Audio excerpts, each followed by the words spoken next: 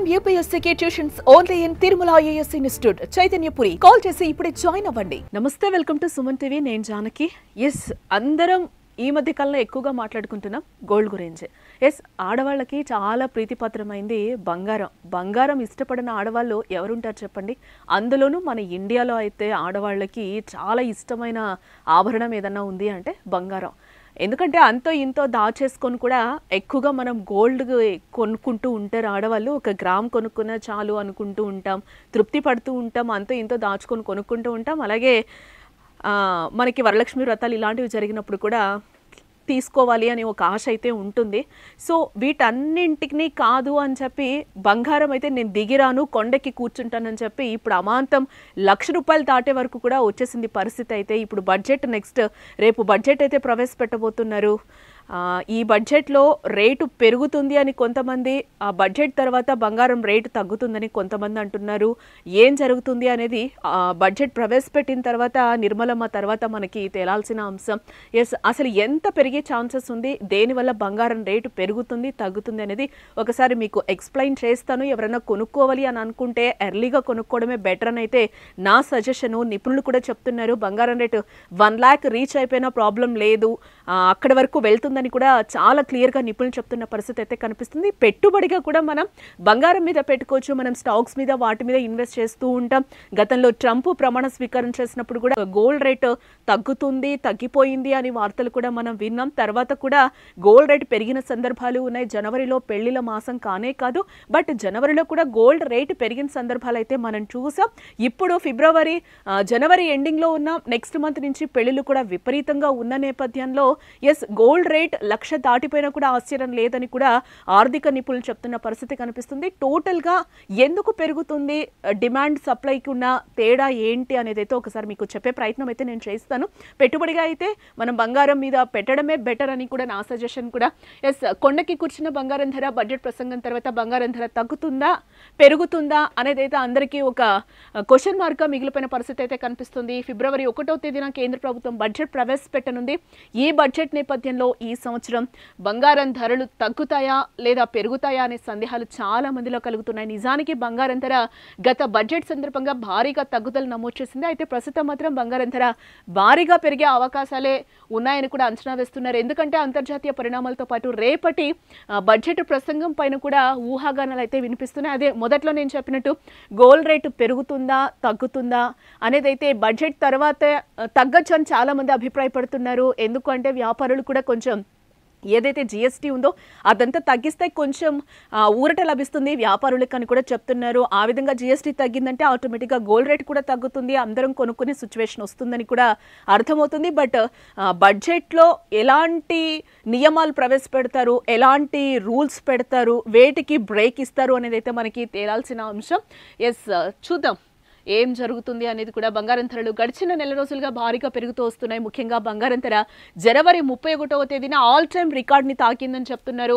నేడు తాజా ధరలు చూసినట్లయితే బంగారం ధర 24 క్యారెట్స్ 10 grams వచ్చి ₹84,500 అయితే తాకింది.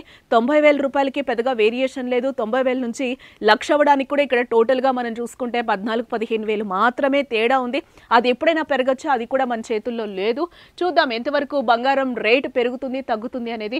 ముఖ్యంగా బడ్జెట్ అనంతరం బంగారం ధర ఎంత మేర పెరగొచ్చు అనే సందేహాలు ప్రతి ఒక్కరిలోనూ కలుగుతున్నాయి.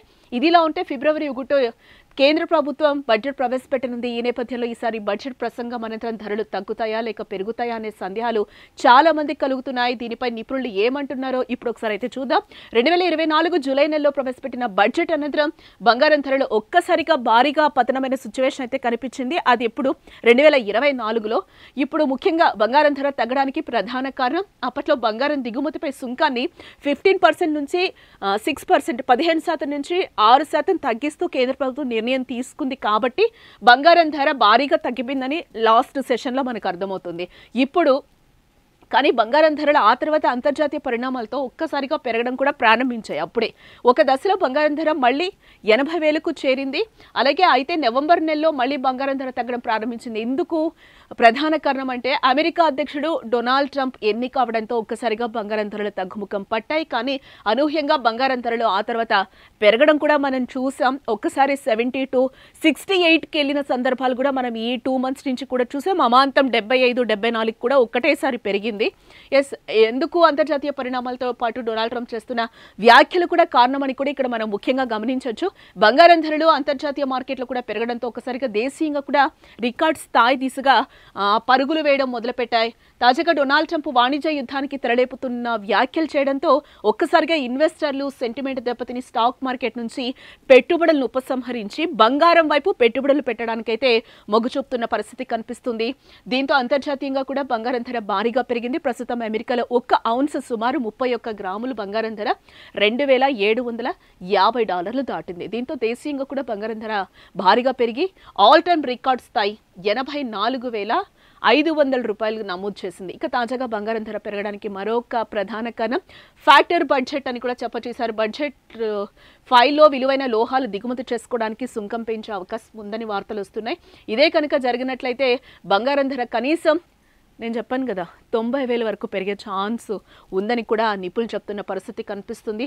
ఇది ఇలాగే కొనసాగితే ఈ సంవత్సరం బంగారం ధర ₹1,00,000 అయ్యే ఛాన్స్ కూడా కనిపిస్తుంది. ₹1,00,000 అయినా కూడా ఆశ్చర్యపోవాల్సిన అవసరం లేదని కూడా మనకి చెప్తున్న పరిస్థితి అయితే కనిపిస్తుంది.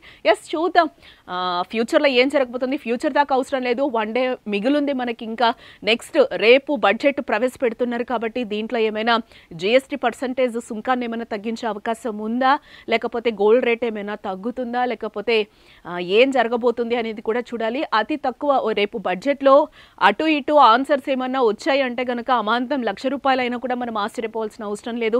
కానీ సామాన్యులు దీన్ని కొంటారా కొనరా అనేది కూడా ఒక పెద్ద క్వశ్చన్ మార్క్. బంగారం దిగి రానంటూ కూడా ఉంది. ప్రెసెంట్ అయితే $84,500 మార్కునైతే దాటింది. ప్రెసెంట్ నెక్స్ట్ 90,000 అవ్వచ్చు అంటున్నారు. 90,000 నుంచి ₹1,00,000 కూడా అయ్యే ఛాన్సులు కూడా ఉన్నాయని చెప్పి గతంలో కూడా చాలా మంది నిపుణులు చెప్పిన పరిస్థితి కనిపిస్తుంది.